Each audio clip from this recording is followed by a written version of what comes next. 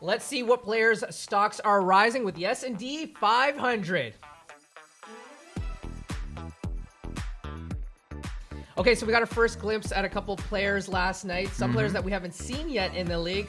Who stood out to you?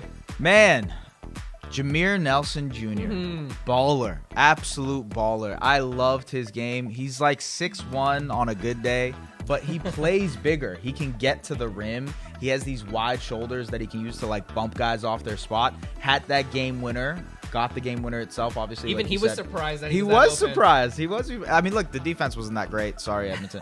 But that's a different story. He is a baller.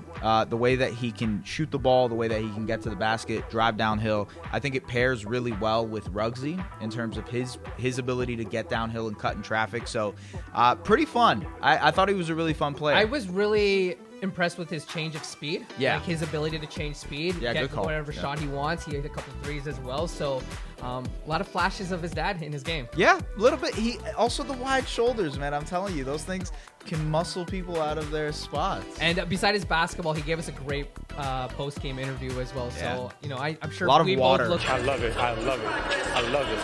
A lot of spit. A coming lot out. of spit, yes, definitely. But we look forward to talking to him as well. But yeah, a lot of standouts on that Surge team. A lot of teams that scored in double figures.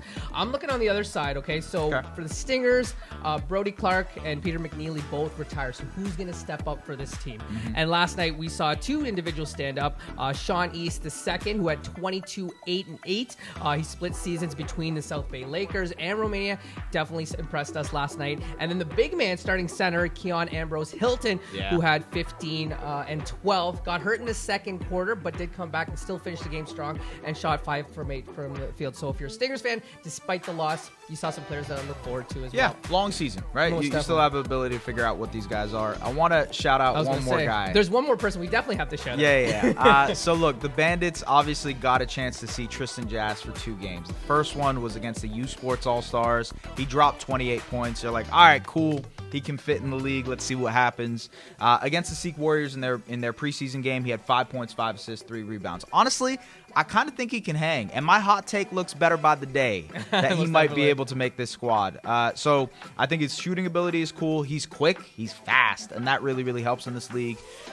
We'll see if he ends up making it. You know, Kyle Julius has some questions and decisions he has to make, but it's looking good for Tristan Jazz. The most impressive thing Not is, just a trick shot artist. No, You know what I not mean? just not just a one-trick pony, as they would say, there you right? go. Yeah. What was most impressive, and I'm sure we'll get an image up here somewhere, but that image of they recreated of Muggsy Bogues and Manu Cole right, with the 3 basketballs. Yeah. Add that to the stat line. I do like that. That was great photos. So, I mean, that was just one game to look at some of the players' stocks that are rising, and I'm sure we'll have plenty of more left in the coming weeks.